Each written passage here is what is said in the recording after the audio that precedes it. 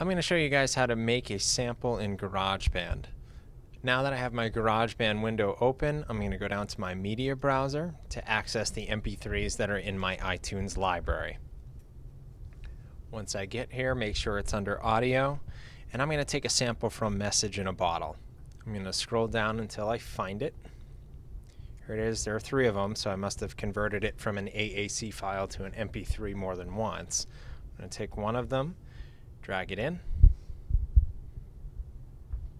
and it will appear as an orange loop. The sample I know I want to take is coming just from the very beginning of the track. So let's listen for a second.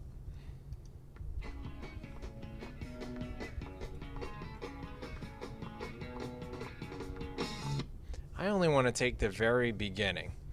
I'm going to zoom in using the slider down here. I'm going to go to the beginning of the sample. When you zoom in, it allows you to break down each measure further.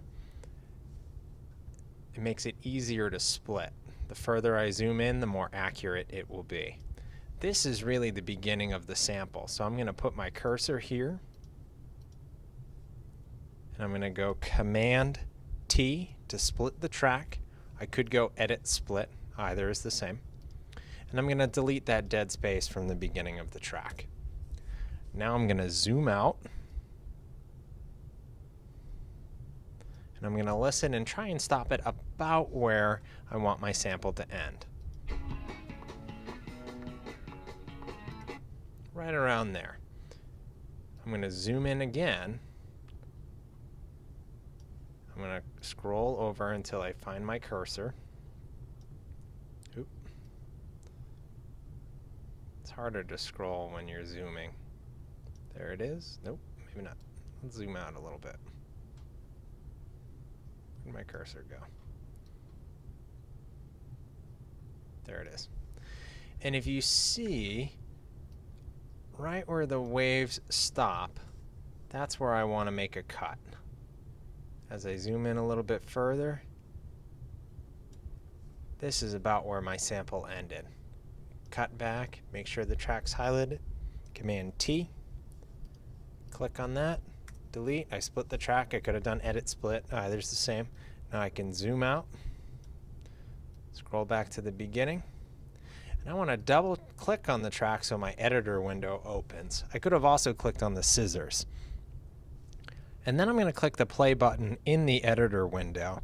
The purpose of that is it will make everything play as one loop, and I'll be able to tell if my newly created loop is going to skip or not, and if I need to do any additional editing. Let's check it out.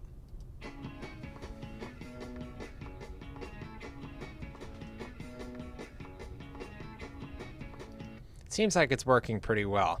Now I noticed my metronome is far off from the beat of the song, so I need to make some adjustments to that. I'm going to drag my loop back, and when I look at the measure numbers, this doesn't end at the end of a measure. I know that's going to be a problem if I start to add other loops, but there's an easy fix.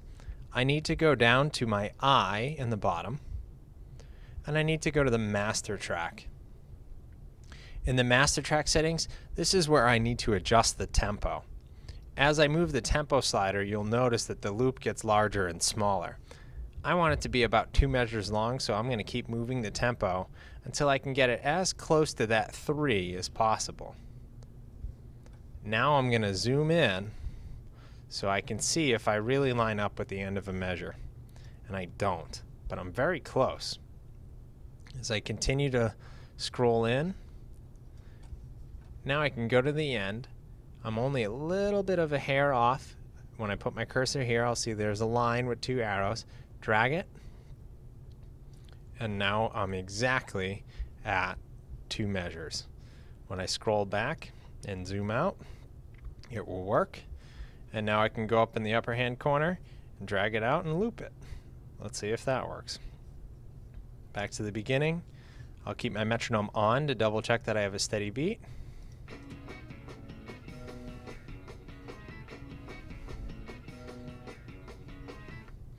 And it worked great. There you go.